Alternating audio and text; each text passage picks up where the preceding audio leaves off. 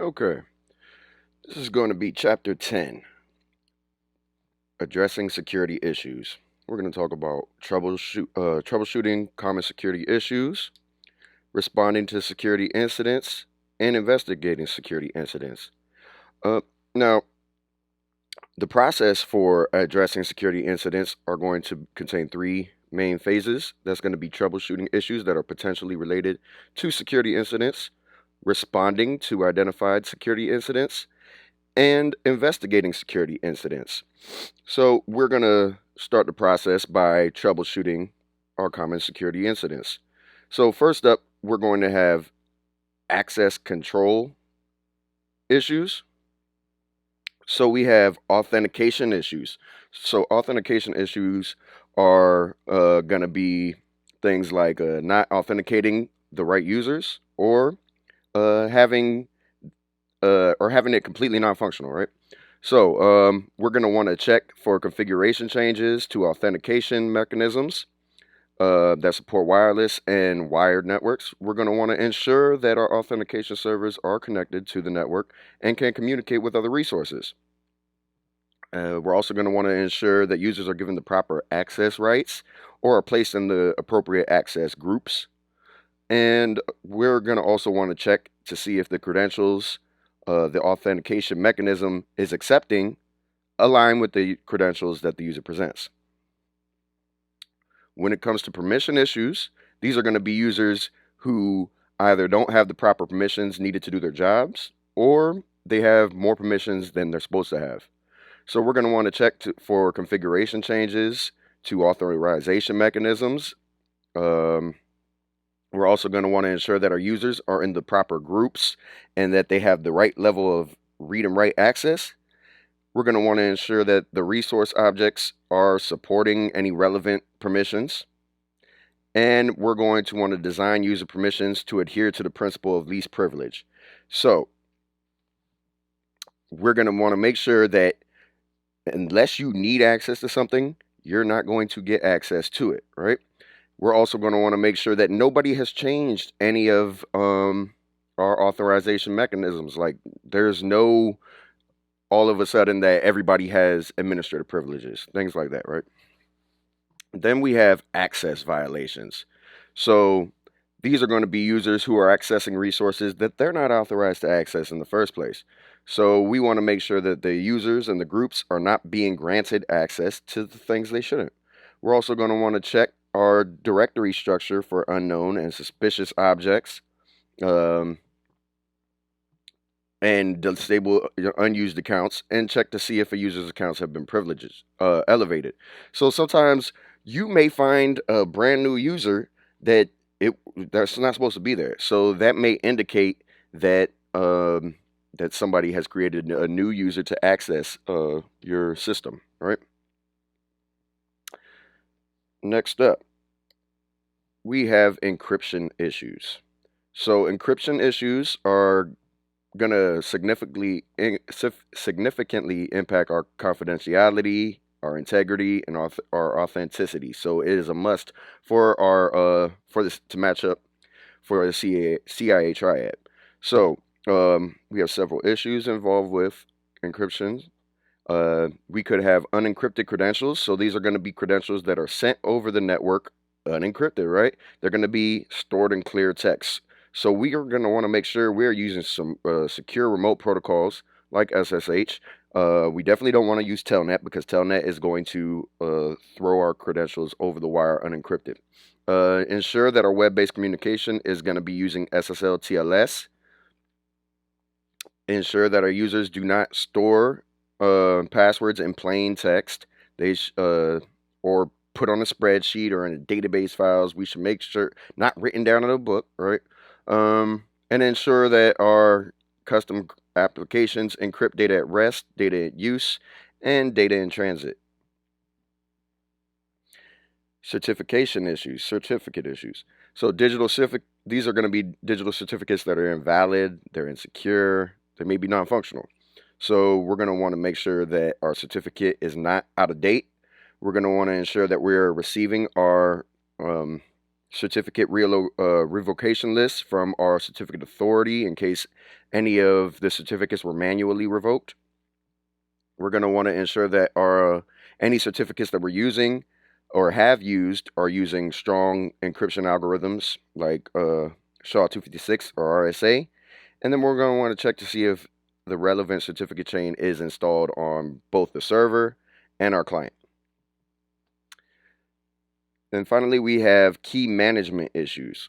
So these are going to be encryption keys that are inaccessible to the authorized personnel or maybe accessible to unauthorized personnel. These are two of the issues we may have when it comes to authentication issues. So we need to ensure that our key management program is incorporating the established rules for access and authentication and authorization. We're going to want to ensure that our private keys are not stored in locations that could be accessible to an attacker, either virtually or physically. We're going to want to make sure they're in a good location as well.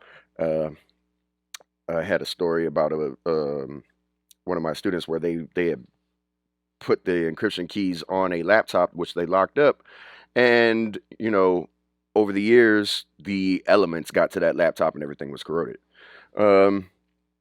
We're going to want to ensure also that our keys are backed up to a removable media in case there is system failure. So in this case, that laptop, there was system failure because it was physically damaged. Data exfiltration. So this is going to be the process by which an attacker takes data stored inside a private network and moves it to an external network. So in this case, the victim no longer has control over the data. The attacker could copy the data to their own machine and leave the original set intact. So then that way you may not even know that you've lost any data to begin with. The attacker, they could hold your data hostage, right? Or they could just be interested in your secrets. There was a guy in the UK. He was stealing information from a bunch of U.S. government servers like DoD and things like that, CIA, back in the early 2000s, and he wasn't supposedly interested in destroying or ransoming the data. He was actually interested in U.S. secrets because he seemed to believe in a lot of conspiracy theories, and he was looking for proof of aliens and free energy and things like that. So a few years, the U.S. spent years trying to get him extradited from the U.K. However, the Queen stepped in at some point, and he was not extradited to the U.S. But it was a years long court case for that. So data exfiltration, they and next up on data exfiltration, we could be dealing with the data loss or leakage. In this case, it is going to be closely related, right? So troubleshooting tactics for this, we're going to incorporate a DLP solution. So that's data loss prevention.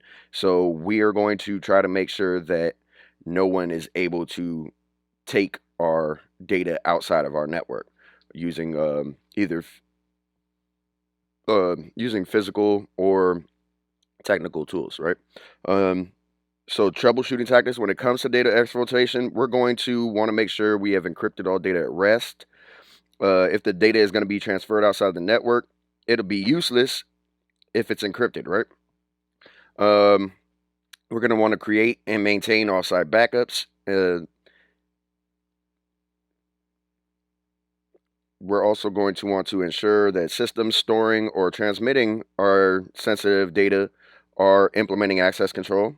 We're going to want to check if our access controls aren't strong enough, right? And we're going to want to restrict network channels unusable for outbound traffic. And we are going to want to disconnect data systems from the archive data systems from the network. So this means completely taking this archive data system, unplugging it from access to the internet at large, right?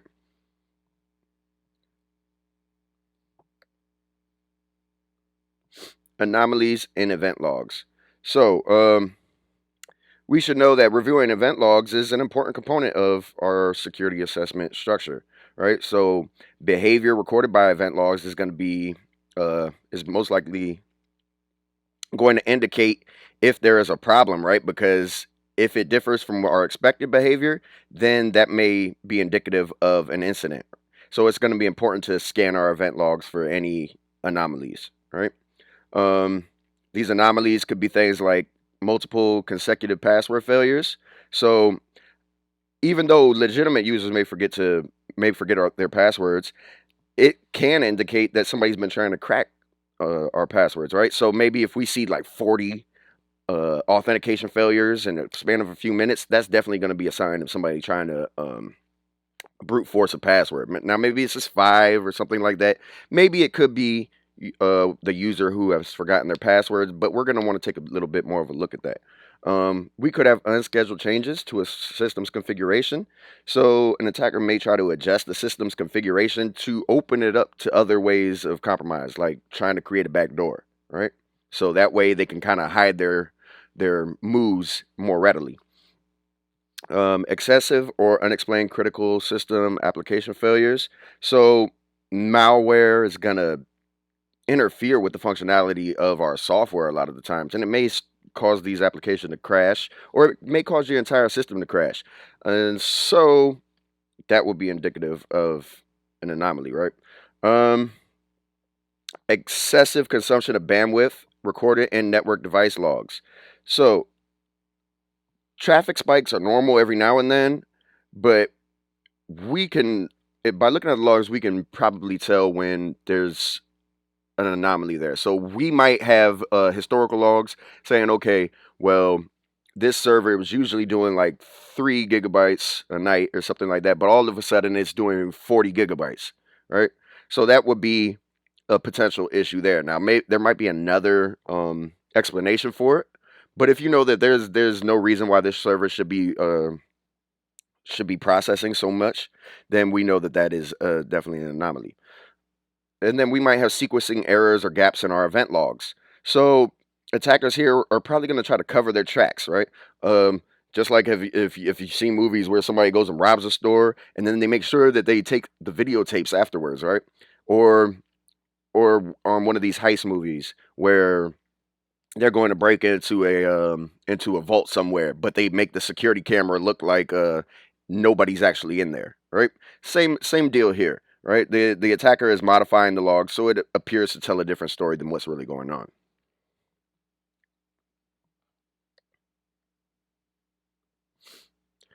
All right, so next up, security configuration issues.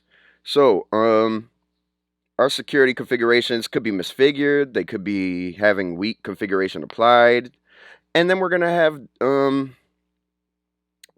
problems making sure that people stay out of our network, right? Our devices in our network could be a major vulnerability as well. So, here are common security configuration issues. When it comes to access points, they could be incorrectly authenticating users or they could be completely non-functional. So we're going to want to ensure that the wireless access points are implementing WPA with a strong password. So no WEP and hopefully no WPA. We're probably going to want WPA2 in this case, right? Because that is the current standard. We're going to want to check to see if any Radius clients and we're going to want to check that our Radius clients and servers are operational and functioning as expected. We're going to want to ensure that there are no other wireless signals interfering with the wireless access points transmission. This could be, it could be a microwave during lunchtime. It could be that they're not configured on the right channels. Could be, another network close by, etc.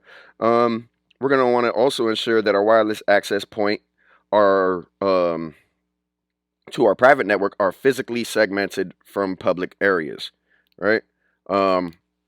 We want to make sure that nobody can just go plug in a jack and get into our private network, right? We want to make sure they're physically segmented from places where the public at large can access. Firewalls. So firewalls that fail to prevent unwanted traffic would be a security configuration issue. They could be um, they could not be on, right? So we're going to want to check to see that our firewall's inbound and outbound rules are set to the appropriate levels. We're going to want to ensure that our inbound rules are configured with implicit deny. We're going to want to ensure that our outbound rules are configured according to our policy. And we're also going to check to see that if legitimate ports or IP addresses are blocked by the outbound firewall. When it comes to content filters, um, they could block legitimate content or they could fail to block undesired content, right? So we're going to want to make sure that our content filter is operating in a whitelist or blacklist mode. Whitelist meaning we only allow things that we say we're allowing, and blacklist mode where we have certain content that we don't want to allow in, right? So we want to make sure that our blacklist content in this case is not going to overlap with legitimate content, right? So we might have things we do want to have access to, but we don't because our blacklist is interfering with that. When it comes to whitelist, we have to make sure that's comprehensive because that means everybody is denied except for the people that we give access to, right? Or the websites or services that we give access to. Other than that, everybody else is denied. And then we're going to want to ensure that our filter is actually identifying the unwanted content and taking steps to block it, right? So you should, if you're trying to, block for online gambling sites or something like that, you're going to want to set these blocks, these content filters, and then make sure, test it and make sure that it's actually blocking people from gambling or, I don't know, going on the Pirate Bay or something like that, right? Getting torrents, playing video games, Facebook, whatever the case may be. You want to make sure that it's working correctly. Intrusion detection system. So IDSs have a lot of false positives and false negatives. So we're going to want to make sure that our IDS rules are not too broadly or narrowly defined. We're going to want to ensure that our IDS rules are customized to reflect our organization because each organization is going to be different. We're going to want to also check to see if it is positioned to detect traffic from all of our intended network segments, right? So if our IDS is not picking up traffic in, our finance area or HR area, right? It's not doing its job completely. So we're going to want to make sure that all of our segments are actually the IDS is actually hitting all of our segments. And then we're going to want to ensure that our IDS is configured to alert personnel. Because if it's not alerting anybody, there's no point to it, right? Because the IDS is not an IPS. It doesn't actively prevent anything. All it does is sound the alarm. All right, so baseline deviations. When troubleshooting our baseline deviations, we want to keep in mind the following. The state of the system is going to drift over time as a result of normal operations. It doesn't mean that an attack is taking place. We set our baseline, so think of it as a master image, at a certain our goal state, right? And then over time, things change. People have been working on these computers, these workstations for possibly, months at a time. So after a while, things are going to change due to just everyday use. So we also need to be aware that updates may cause a baseline to be outdated, right? So there could be updates to our operating system, and so that's going to prompt us to update the baseline, right? We're going to we want to understand that baseline deviations that are a result of attack may be subtle, right? Because an attacker could have done reconnaissance and be familiar with that baseline. They're trying to cover their tracks, right? They're trying not to be caught, so they may be subtle. Enforcing a baseline on user workstations will not be effective unless the fundamental configurations are locked down and access controlled, right? So when you think about it this way, when you have an Android or an Apple device, most of its most of its configurations are not accessible to you unless you root or jailbreak that phone, right? Same idea here. So in this case, Android and Apple are making sure that that they have stricter access control than your typical Windows computer might have, right? Um, you should quickly address multiple critical system failures that have the same or similar deviation. This is because this is most likely indicative of an attack. Um, and then also the nature of the baseline deviation may reveal malicious intent. So a system that's supposed to be shut off from remote access suddenly has Telnet or something installed, right? So that would be cause for concern. And we would have done a similar exercise already in which we shut off RDP and then we sent a payload which was going to allow RDP. So it would be something of that nature.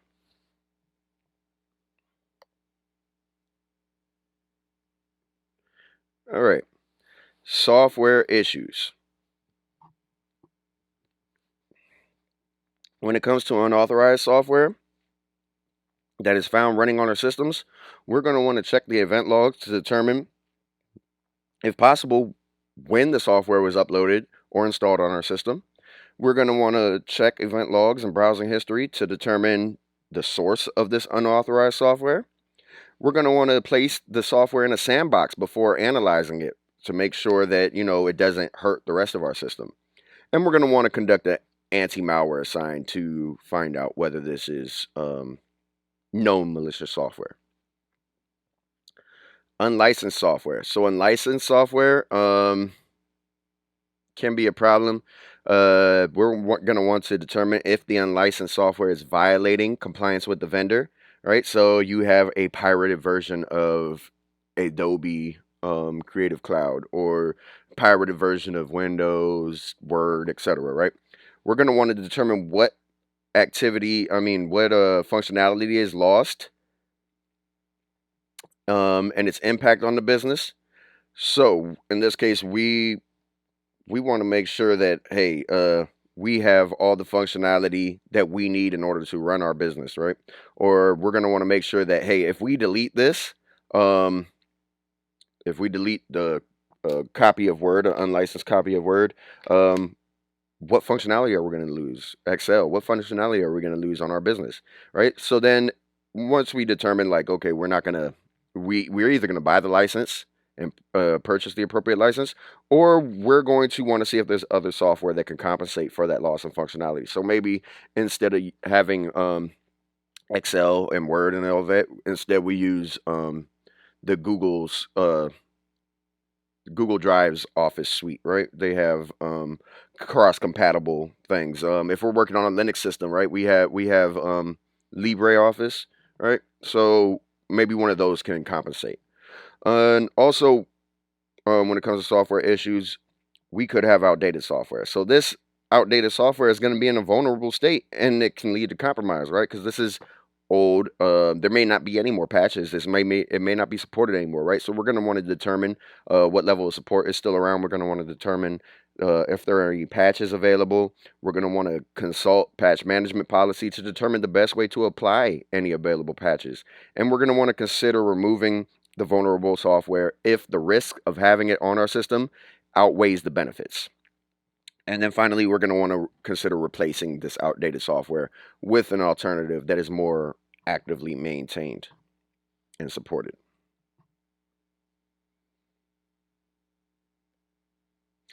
Personnel issues.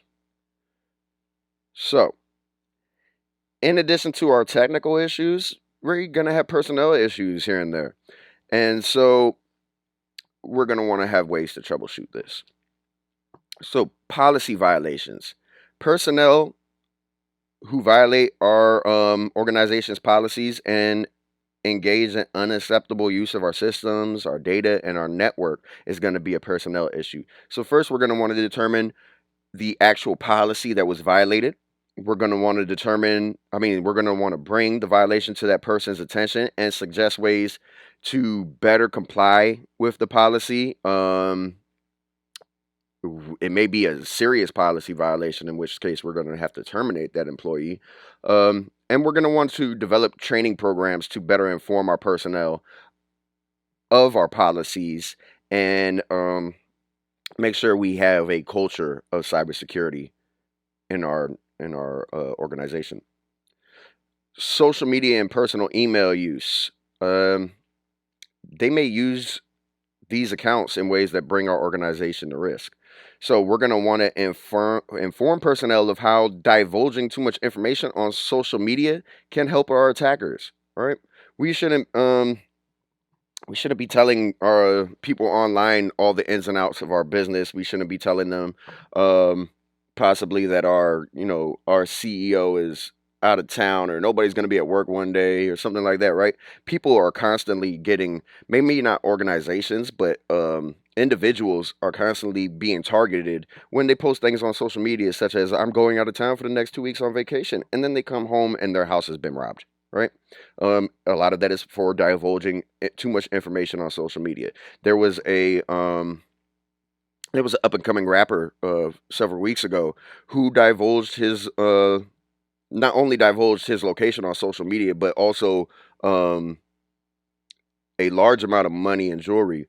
And the attackers used that social media information, and he lost his life over it by them going directly to his address, which he posted online. Um, we should incorporate data loss prevention to prevent sensitive information from being sent over personal email. So we can actually stop certain items, certain files, certain keywords from being sent over email. Um, and we're going to want to limit social media and personal email use through the office policy. Um, yeah. All right. So social engineering. This is going to be personnel who fall victim to social engineering attacks and divulge sensitive information or give access to unauthorized users. Um, so we're going to want to train our users how to spot social engineering attempts and mitigate their efforts. We're going to want to establish exactly what information and access each person may be able to inadvertently give attackers, right? So people with more privileges and more access to things, we're going to want to make sure that they are properly informed on the do's and don'ts of um, cybersecurity, right? We're also going to want to uphold the principle of least privilege to minimize the effects of successful social engineering attacks.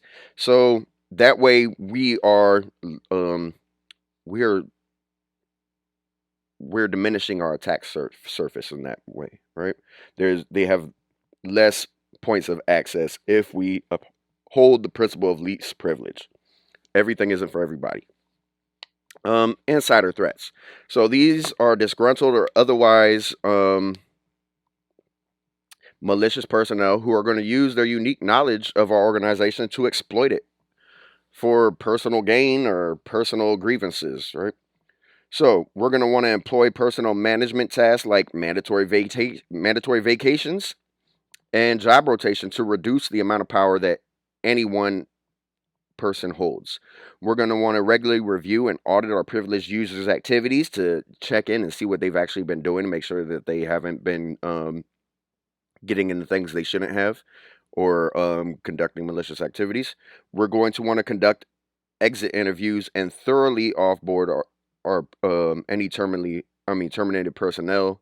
Um, it's just best practice, right? The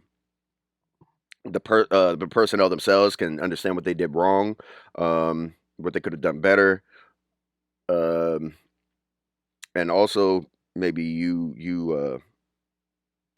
cut down on the possibility of a disgruntled employee harming your organization in the future.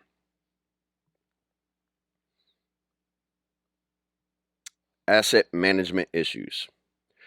So the asset management process is the taking of inventory and the tracking of all the organization's valuable um, objects. It's going to involve collecting and analyzing information about the assets so that personnel can make informed decisions and otherwise work with our assets and achieve business goals. Asset management processes may fail to correctly track all of the valuable objects in our organization, so we need to know that they may store inaccurate information. Um, in these cases, we have several different troubleshooting tactics.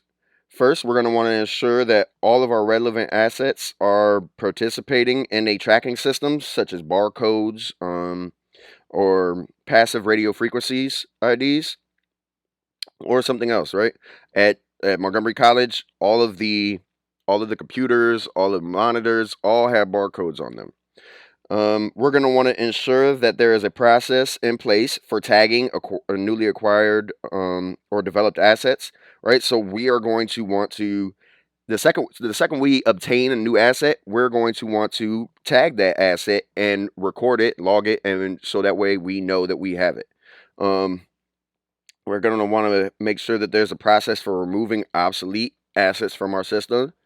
We're going to want to check and see if any assets have conflicting IDs because we shouldn't have two assets with the same ID because then that also kind of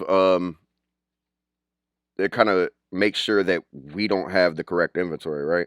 We're going to want to check and see if any assets have inaccurate metadata. We're going to want to ensure that our asset management software can correctly read and interpret our tracking tags because hey, there's no point in having this tracking tags if it can't be read, right? And then we're going to want to update management software as needed to fix any bugs or other security issues that we may come across. So we have our first activity of the chapter. This is going to be identifying event log anomalies. So we have an application server that has been exhibiting strange behavior. Some of the services are misconfigured and do not meet the baseline. IT members deny having made these changes. So some unidentified person gained physical access to the machine. And so what we're going to want to do is analyze a captured Windows event log and determine what exactly is going on. All right, so incident response. The same way that we have to secure an organization's infrastructure from attack, we also need to plan how we're going to react if we were affected by a computer-related incident, right? So incident response is going to be the practice of using an organization's methodology to address and maintain security breaches and attacks while limiting the damage and reducing recovery costs. So, there are different stages to this depending on the organization or industry that we're using. However, this is going to be the NIST recommendation. And so they recommend 4 overall steps for effectively handling these processes. So first off, we have the preparation phase. So in the preparation phase, we're going to lay the foundation for responding to incidents in the most effective manner. It's going to include things like establishing an organizational property to help define what exactly a security incident is and whether or not a security incident even has occurred. The creation of this response plan that we're going to have or a strategy for handling the said incidents are going to be involved in this preparation plan, and this is going to also include the prioritization of incidents based on how much it affects our organization. We're also going to have a formation of a communication plan so that our individuals and our groups who need to be informed of an incident or its mitigation are kept in the loop, right? And then we're also going to have an establishment of our documentation requirements so that we have accurate and relevant information about every incident and it's recorded for future reference so that way we can know how to handle things in the event that they happen to occur again. We're going to have the formation of an incident response team during the preparation phase. So this is going to comprise of people from different areas of our organization that can handle issues that arise during our event. So we could have somebody from HR, somebody from, the security team, somebody from IT, and maybe they all report to the CISO or something like that. Uh, we're also going to ensure that our IRT has the necessary access, the permissions, and tools that they're going to need to respond to these events. There's no point in having a team if they can't get what they need, right? And then we're also going to want to educate these people of their roles and how they need to respond to any incidents. All right, so after that, we're going to have an incident detection and analysis process. So this phase is going to rely on the identification of any deviations from our normal operations and analyzing them and finding out whether these deviations should be considered to be incidents or not. So we're going to include in this the understanding log files, interpreting them, the error messages, any IDS alerts, maybe firewall alerts, and here we can establish a baseline and identify anything that could possibly be a security incident. Also, we're going to want to compare deviations to our established metrics and recognize these incidents and see how far, what their entire scope is. We're going to want to notify our incident response team. Um, we're going to want to also have the selection of at least one incident handler who's going to be responsible for the assessment and the evidence gathering. And then we're going to want to ensure that our incident handlers are going to document any aspect of detection or scoping, right? We need to understand how they detected this in order to have this ready for the next event, right? Or just simply for documentation for reporting issues. So after that, we're going to have three different pieces of the next phase. So it's going to have a containment, eradication, and recovery. So this phase is going to focus on limiting losses and preventing future damage when we're dealing with containment. It's going to include a bunch of substages as well. These substages will be things such as short-term containment. So the short-term containment is going to help to limit our damage as soon as possible. This could be isolating an entire network segment or a single computer. We're also going to want to have backups during this containment phase. So we're going to want to have a duplicate image of the affected system prior to any other action, right? And this is going to help us preserve any evidence. And then we're going to have long-term containment. So we're going to take this affected system offline, and that way we can repair this. All right. After that, we're going to have eradication. So in this phase, our affected systems are going to need to be removed or restored, right? So it can include things like taking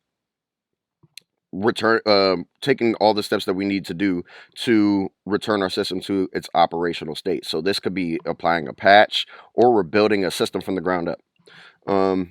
Also, we're going to have the implementation of additional security controls that are going to be recognized as effective to keep this incident from being repeated again. And then finally, we're going to have the updating of our incident documentation and and outline all the steps that we took during this stage.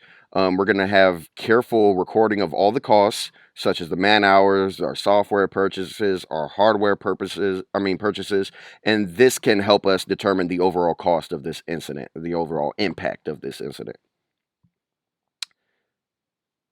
Then we're going to have recovery, right? So this is the phase that's going to reintroduce the affected system to our production environment. So we're going to have careful testing and monitoring to help ensure that the system doesn't become compromised again. So the information that we're going to use in this stage is going to be a time frame for the operations to be restored, and there should be a consensus between the incident response team and the owners of the systems involved, right? So, like the CEO, whoever owns this, and the incident response team should kind of come to an agreement on how quickly we need these systems restored. Meaning, hey, the CEO thinks that we need to get back up to business at a certain time, but the incident response team knows, hey, this is what's possible and what's not. So after we've assessed the damage, we're going to want to know we're going to know the extent of the recovery that needs to be done. So a lot of organizations, they're going to rely on reformatting a computer or a device in case of a rootkit, or applying software patches, or reloading of system software in case we have a virus or some type of malicious code infection, right? Um, or even restoring the backups in case we have an intrusion or a backdoor attack. So, recovery methods can also involve replacing hardware in case of a physical security incident where somebody actually physically has gotten to one of our devices or assets. Um, so, for example, if the team had discovered that the networks that were affected that the networks are affected and that the networks are possibly infected, the team would then perform a scan to find all the systems where the virus is, and then clean the systems using antivirus or other systems. And then when all the affected systems were cleaned, then they would be reconnected to the network, and then we would take steps to install an IPS this time, right? So we would have tried to stop the spread and disconnect them in the first place. All right, so in our final phase, we have lessons learned. So that's our post-incident activities. So in this case, the phase is gonna wrap up, and then we're gonna have a meeting with the IRT and management to finalize our incidents timeline. And then it should take place within a couple weeks of the incident happening. That way, it's still fresh in everybody's mind. And we're going to want to identify the scope of the problem, and what steps we took to contain it, to eradicate it, and to finally recover from it. And then we want to discuss how effective our IRT team was, how affected our IRP, meaning our incident response plan, was, and we're definitely going to want to talk about what exactly worked well and what didn't, so that way we can make improvements. And so finally, we have the completion of our documentation, and we need to provide in this documentation a strong description of the incident and how we responded to it. Because after we have done that, then we go right back into the preparation phase, which we start all over again, this incident response.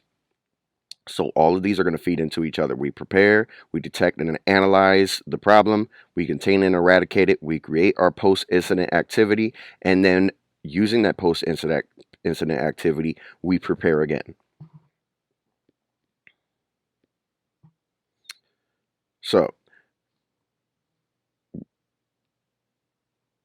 to reiterate things, when it comes to incident preparation, we are going to want to establish our foundation for effecting our incident response. So that's going to contain the establishment of our organizational policy, the creation of our response and plan strategy, the formation of a communications plan, the establishment of documentation requirements, the formation of our incident response team, ensuring that our incident response team has the necessary access and resources, and the education of our incident response team and any other staff that may be involved in our incident response.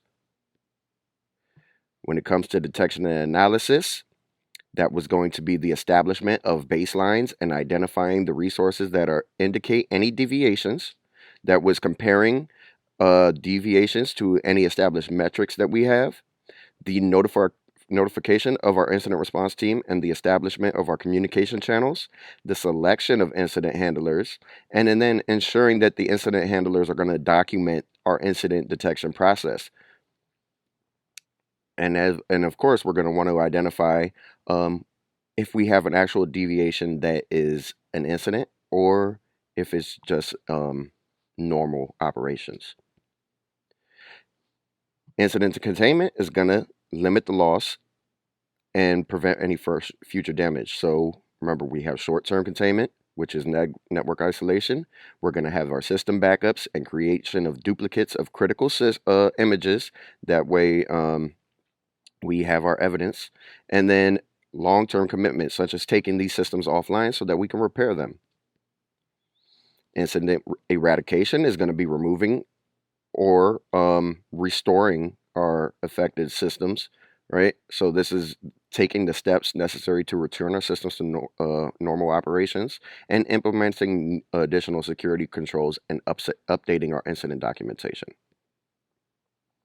Incident recovery was bringing our affected systems back to their production environment. So we had a time frame for operations to be restored that was discussed between our IRT and our, our owner of the data, maybe the CEO or whoever.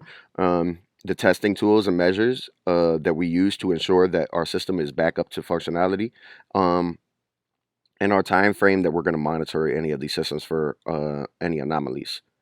And then finally, our lessons learned. We're going to wrap up that process. We're going to have that meeting that's going to finalize the incident. We're going to remember what type of scope. We're going to identify the scope and the problem that we had and remember what steps we took to mitigate this. We're going to discuss the effectiveness of our IRT and the plan and what we need to change for the next time, and then complete the documentation. So, an incident response plan is something that comes into all of this. So this is a document of series of documents that is going to describe the procedures for detecting, responding to, and minimize the effect of a security incident. Right.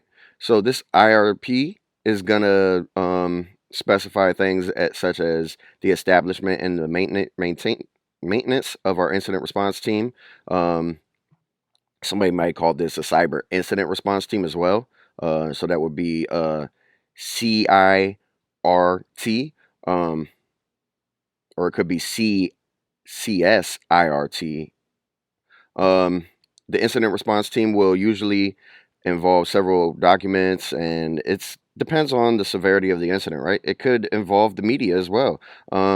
Human resources and public relations may have to work together in these situations and determine the extent of the information that is to be released to the public. It could be a very serious incident in which we have to release this type of information. So this information is going to be released to employees, maybe the stockholders, and the general public on a need-to-know basis. Then we're going to have a documented list of what constitutes an actual security incident. And then we're going to have also definitions of each security category and incident type. So these categories and definitions are going to help to ensure that all of our response team members and other personnel have a baseline of understanding of the meanings of the terms, the concepts and descriptions, right? However, these may all vary depending on our industry. In addition, we're going to need a step-by-step process to follow when our incident occurs, right? So that way our IRT members can take those steps and not miss one, right? So different types of incidents are going to have different processes to follow. So this is going to provide the most effective protection of our resources in that case. When it comes to roles and responsibilities of our IRT members, we're going to want to know who's responsible for declaring the occurrence of an incident, right? And who's going to follow our identified process for the incident in question, right? Who's going to have to respond to this? And how do they respond to this? We're also going to have reporting requirements. So how we're going to how the notification is going to take place, when the notification is going to take place, who's going to receive the notification of an incident, and then we're going to also want to see what parameters are going to need to be hit in order to escalate this to more qualified personnel or maybe even law enforcement, right? And then we're going to have a means for testing and giving validity to these measures. So this could be done by tabletop exercises or functional exercises, right? Because we want to make sure that our IRP actually works. So the best way of measuring this most likely is going to be a functional exercise. That's like the same way in school, how you once had fire drills, right? That was a functional exercise to make sure that everybody in the school knew how to leave that school in case of a fire, right? So that nobody got hurt. And then sometimes they have a fully functional exercise in which you guys would have remembered seeing things such as the fire department actually showing up that time, right? And then there's also tabletop exercises. So a tabletop exercise is kind of like like like a board game, Dungeons and Dragons or something, right? And so that's going to we're going to practice on what we would do in the event of something happening, right? So one person is going to take on their role as a security responder. One person is going to take on their role as HR. So then we're going to have some sort of scenario, and then so maybe HR says in the event of this incident, we're going to release information to the public at large because it may hurt them, or they may decide that they won't. Right. Um, Next up, we have our first responders. So our first responder is the first experienced person or a team of trained professionals that's going to arrive at an incident scene, right? So um, outside of IT, this might be a police officer or a firefighter, right? However, in the IT world, this is going to include security personnel, human resources, or IT support, right? And so, incident reports. An incident report is going to include a description of the events that occurred during a security incident. We should take care to write as much detail relating to an incident as possible when we do these. We need to have the name of our organization, the nature of the event, the name and phone numbers of any contacts, um, possibly like the time and the date and any log information. However, it shouldn't be delayed because of problems with gathering information.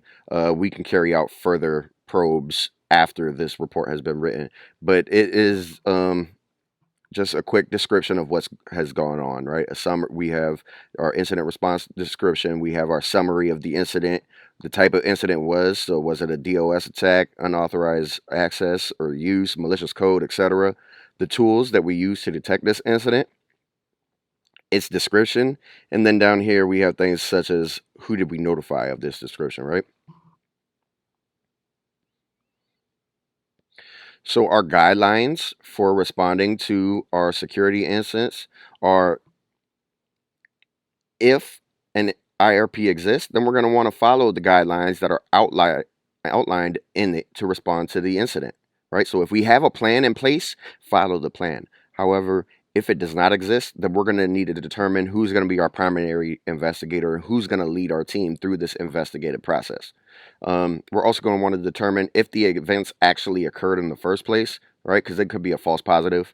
And then, but if they have occurred, to what extent has our system been damaged? Is it something small, or is it something that could be a single point of failure for our organization? We're going to want to also try to isolate or contain the impact of the incident, right? We're going to want to stop the damage before it goes too far. Same thing as if a fire happens in your home, you're going to want to stop it in the kitchen before it engulfs your entire house, right? And if it engulfs your entire house, you're going to want to stop it before it hits the neighbor's house, right? Or the rest of the city, right? And so we're going to want to document the details of this incident as well. That way, it can feed into, well, for one, we could have some sort of legal problems after this. So we're going to want a history of the event, but also we're going to want to learn from this event. That way we can respond to it more effectively if it were to happen in the future.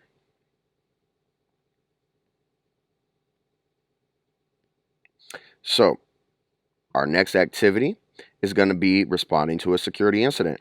So, in this case, IT is going to receive multiple help desk tickets about users who are unable to access files.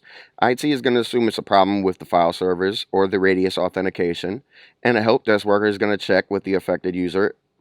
But however, they discover a larger issue. So our users' data have been encrypted, and they can only be decrypted if they pay a fee. So that tells us that this is going to be a ransomware attack, right? And so the number of effective users continues to grow in one department, maybe HR or somebody. And so we're going to want to initiate an incident response process and go through the major steps and try to get a handle on this situation.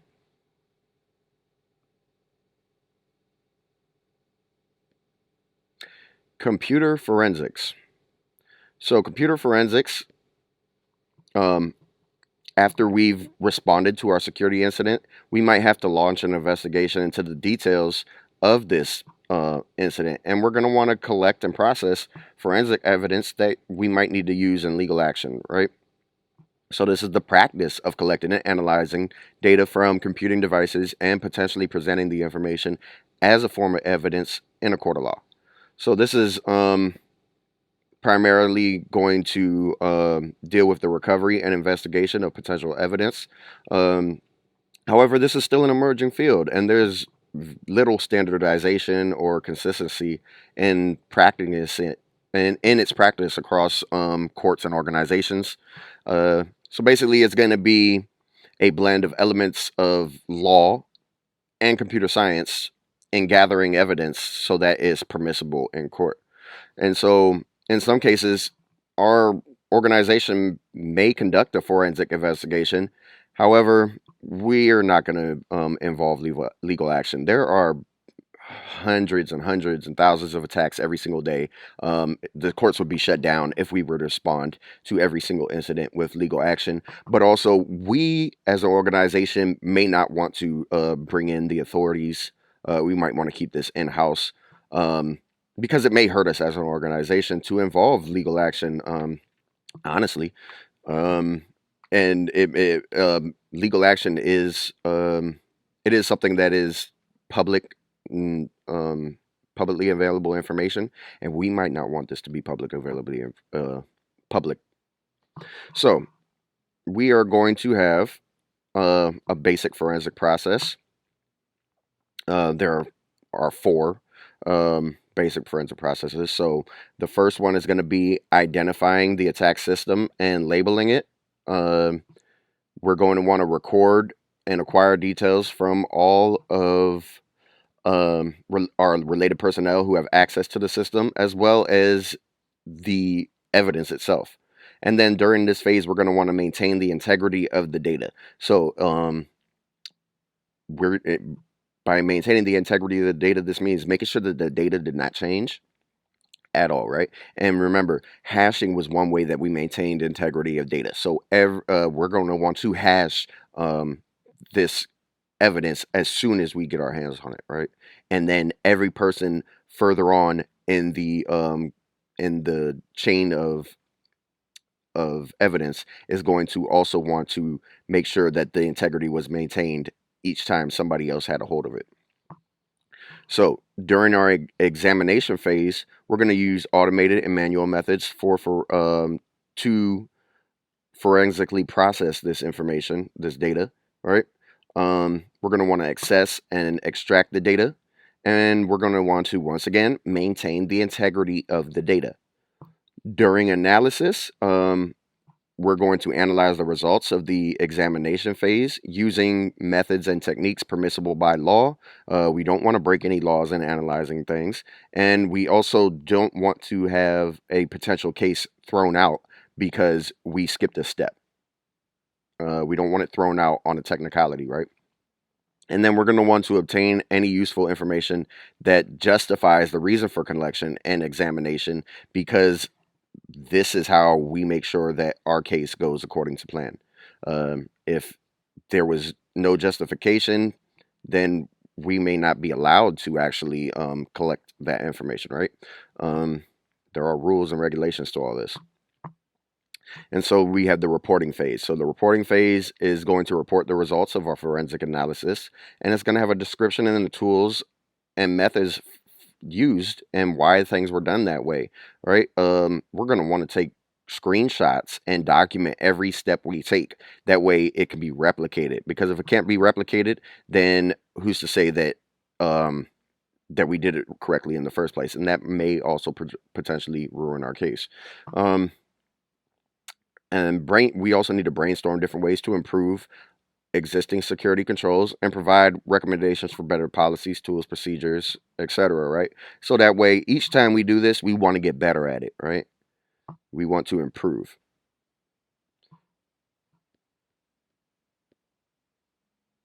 So, in order to um, prove legal liability for any situation, we're going to need to provide evidence of the situation and who or what is responsible for causing that situation, right?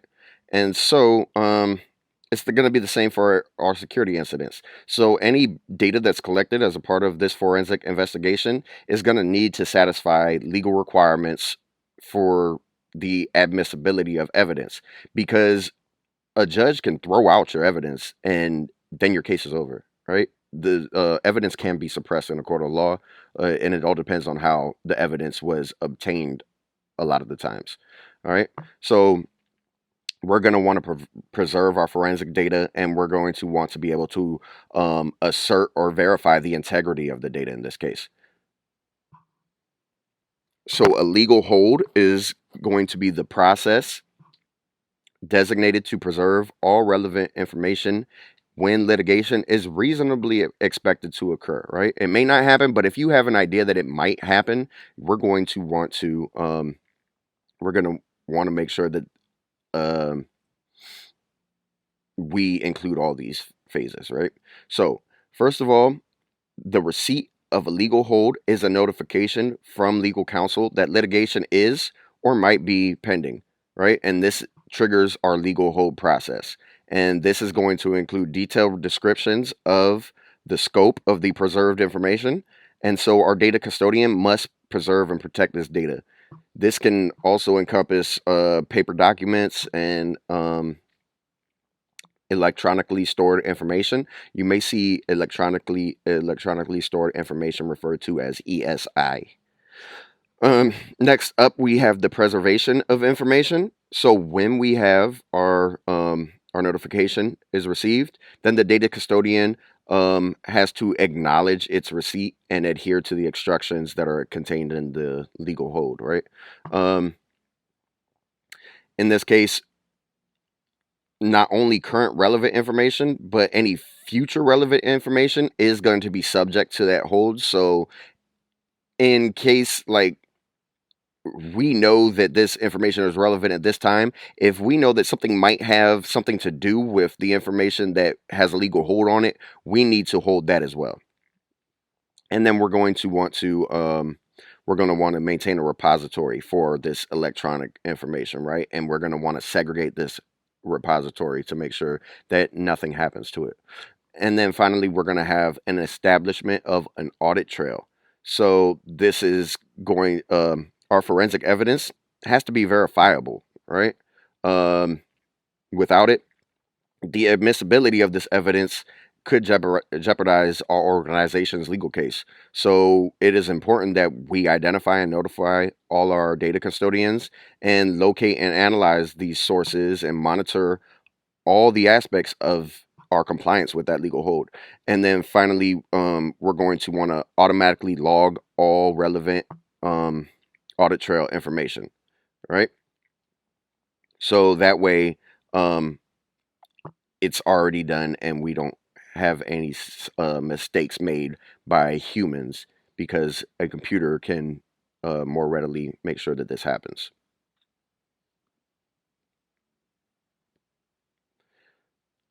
So, when it comes to our basic forensic response procedures, um, we're going to first want to capture our forensic image and memory, right?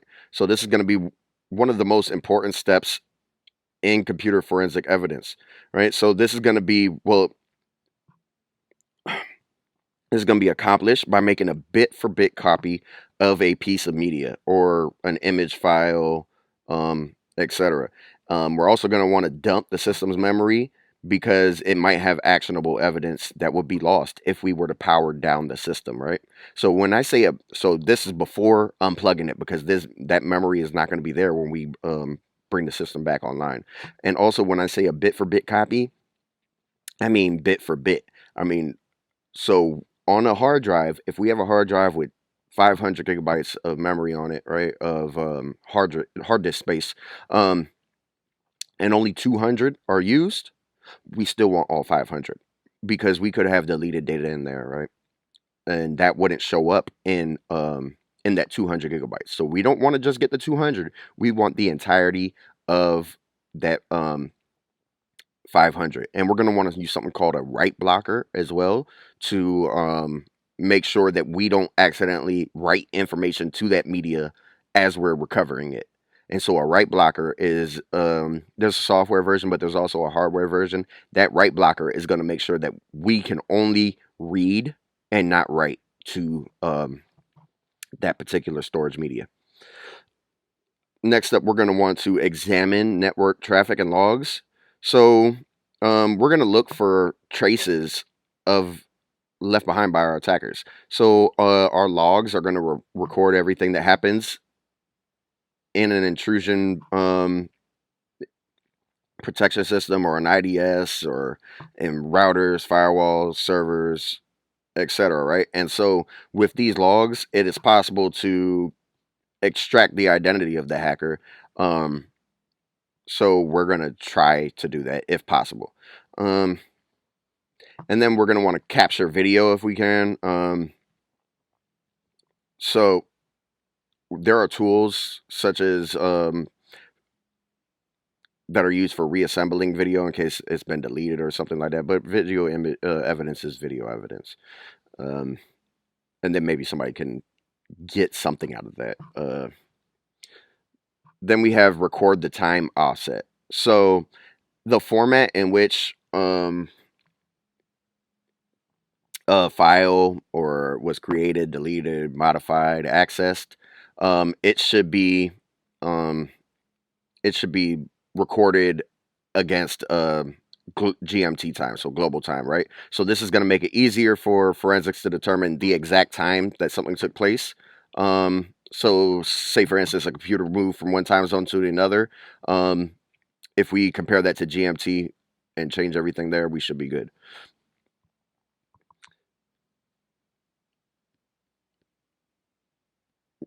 Continuing on with basic forensic response procedures, we need to take hashes, right?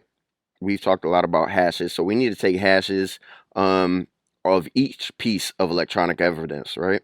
This is going to include storage partitions, software, individual files, and then later on, our law enforcement or any third-party official can then verify the integrity of the data by taking their own hashes. And if the hashes match, then we prove the integrity of the evidence. If not, then we know that our evidence was tampered with.